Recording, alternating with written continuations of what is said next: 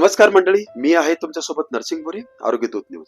आज मी तुमच्यासमोर पाचोरा तालुक्यातील घडलेली एक अतिशय धक्कादायक आणि डोळे उघडणारी घटना मांडत आहे. हे केवळ पैशाचा फसवणूक नाही, तर गरिबीचा, आजारपणाचा आणि दोन असह्य जीवांचा विश्वासाचा घात आहे. दिनांक 28 जानेवारी 2026 रोजी पाचोरा तालुक्यातील लोटार गावातील पुष्पाबाई मधुकर शिंपी वय 65 या आपल्या मतिमंद मुलीसोबत महाराष्ट्र बँकेत पैसे काढण्यासाठी आल्या होत्या. पुष्पाबाईची परिस्थिती अतिशय हलाखीची आहे. हाताला काम नाही, घरात आजारपण आणि दवाखान्यासाठी औषध घ्यायचं म्हणून त्यांनी कष्टाने 2500 रुपये काढले. आज कोणाला 2500 कमी वाटत असेल, पण पुष्पाबाईसाठी ते 25,000 पेक्षा कमी नव्हते. तो दोन जीवांचा जगण्याचा आधार होता.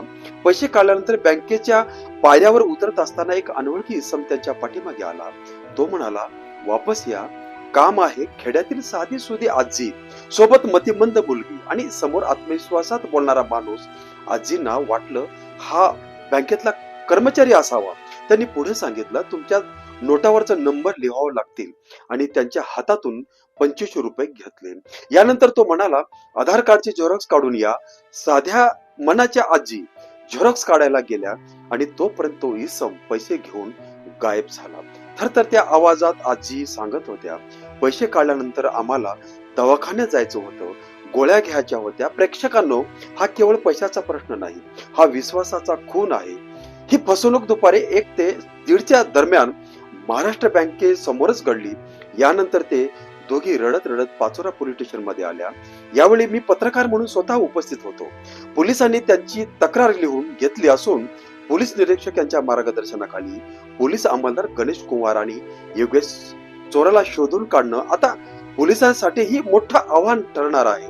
महत्वाची बाब म्हणजे महाराष्ट्र बँकेच्या मॅनेजरशी संपर्क साधला असता त्यांनी स्पष्ट केलं की सीसीटीव्ही फुटेज मध्ये संबंधित इसमाचा फोटो आणि व्हिडिओ उपलब्ध आहे. तपासातून लवकरच सत्य समोर येईल अशी अपेक्षा आहे. चला तर आपण बघूया आजी काय म्हणाल्या. बरं, तुम्ही पैसे काढून आल्यानंतर बाहेर तुम्हाला आतमध्ये बोलवला आणि एक एक त्या नोटवरचे नंबर आहेत ते तुम्हाला आम्हाला लिहावं लागतं. मग तुमच्यापासून परत पैसे घेतला. एक एक नंबरचे नोटवरचे नंबर लिहित होता का तो? लिहिला 2-3 लिवले. मी तवशी खाली उतरून गेली. मग त्याने ते लिवले, अगर न लिवले ते काही माझं लक्ष नाही. मी लगेच गेली आणि तो म्हणे 5 मिनिटातच आण आजी.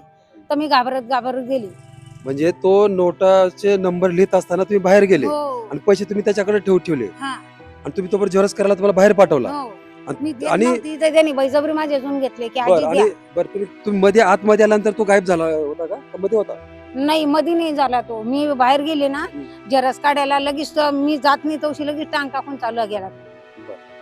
आता ही घटना अशी आहे, आजीची बँकेत गेलेली असताना 2500 रुपये काढली. 2500 रुपये काढून ते आता ह्यांचेच पैसे होते ना. आता यांना दाखवायला हे अपंग आहेत, दाखवायला थोडस. आता हे 2500 म्हणजे त्यांचे ते 25,000 रुपये आहेत. आता एक बघायला गेलं तर 2500 त्यांच्यासाठी 25,000 रुपये आहेत, ते कमी नाही त्यांच्यासाठी. बरोबर, पैसे काढून बाहेर आल्यानंतर ते एक जण असा अनोळखी आला. ह्या आजींना सांगितला, आजी तुम्हाला आतमध्ये बँकेमध्ये या, त्या तुमच्या जे नोटा आहे त्याच्यावरचे नंबर लिहावा लागेल आणि या कागदचं एक आधार कार्डचं झेरॉक्स घेऊन या. हे बाहेर गेल्या असताना आणि पैसे बी हे एवढे भोळे, हे त्याच ठिकाणी पैसे देऊन बाहेर झेरॉक्स काढायला गेले आणि ज्यावेळेस झेरॉक्स काढून जे परत आले त्यावेळेस ते नोटा बी आणि तो बी गायब होऊन गेला.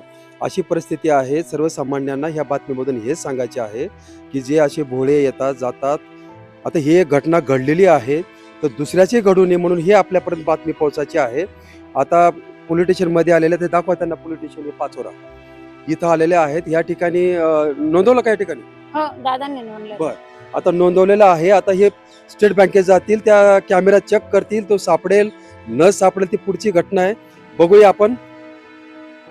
आता सर्वसामान्य नागरिकांसाठी अत्यंत महत्वाचं मार्गदर्शन. बँकेतला कर्मचारी कधीही तुम्हाला बाहेरून परत बोलवत नाही. नोटावर नंबर लिहिण्याचा बँकेचा कोणताही नियम नाही. कोणीही अनोळखी व्यक्ती पैसे हातात मागत असेल तर फसवणूक करणारा आहे.